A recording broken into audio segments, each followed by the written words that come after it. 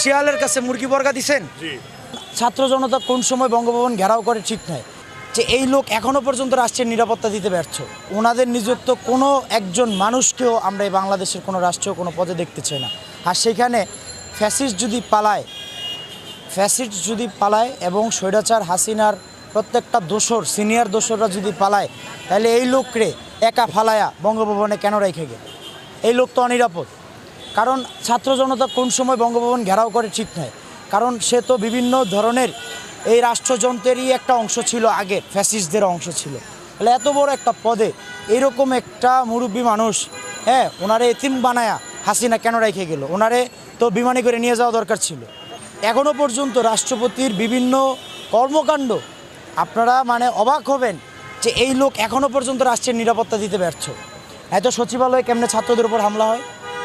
Just একটা উদাহরণ, 5ই আগস্টের পরে, অভ্যুত্থানের পরে ছাত্রদেরকে পিষায়া মারে এত বড় দুঃসাহস বাংলাদেশের কোন বাহিনী রয়েছে? কোন নেতৃত্বদানকারী কার হয়েছে?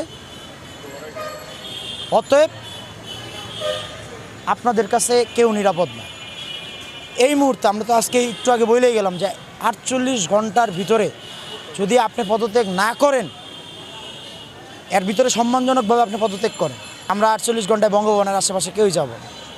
কিন্তু 48 ঘন্টা পরে সাধারণ জনগণ বঙ্গভবনের দিকে কিভাবে যাবে, বা দেশের আইনশৃঙ্খলা পরিস্থিতি অবনতি হওয়ার আগে আপনি সুন্দরভাবে চলে যান। আমরা এমন অসমর্থিত সূত্র থেকে খবর পাইছি যে হাজার হাজার গোপালগঞ্জের গোপালীর পালক পুত্ররা এই ইয়াতে ছিল, এই আনসার সদস্যের ভিতরে আছে, পুলিশ সদস্যদের ভিতরে আছে।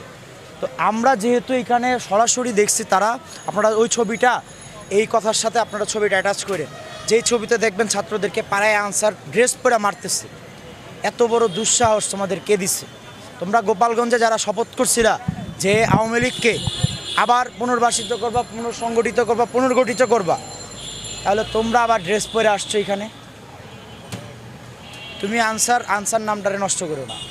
তুমি আওয়ামী লীগের ফ্যাসিস্টদের দোসর।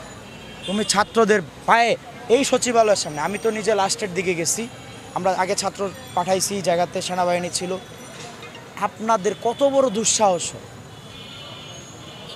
এতগুলা হত্যাকাণ্ড চালায়া এরপরে আবার ছাত্রদেরকে পিষায়া মারতে আসছেন।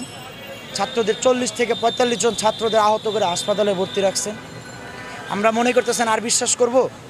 এই যে এখানে পুলিশ দাঁড়ায় রয়েছে, পুলিশদের বিশ্বাস করি আমরা? এরাই তো ছাত্রদের বুকে গুলি চালাইছে। এদের অফিসাররাই এদেরকে জাস্ট শুধু বদলি করছে, কিন্তু তাদেরকে আগে গ্রেফতার করতে হবে, এরপরে আমাদের নিরাপত্তা নিশ্চিত হবে। এরাই বুকে গুলি চালাইছে, এরাই আবার আসছে পাহারা দিচ্ছে। এটা কি শিয়ালের কাছে মুরগি বর্গা দিছেন? অতএব এইসব অনেক কথা বললে অনেক অসুস্থ। আমি নিজেও 17 বার হামলায় আহত।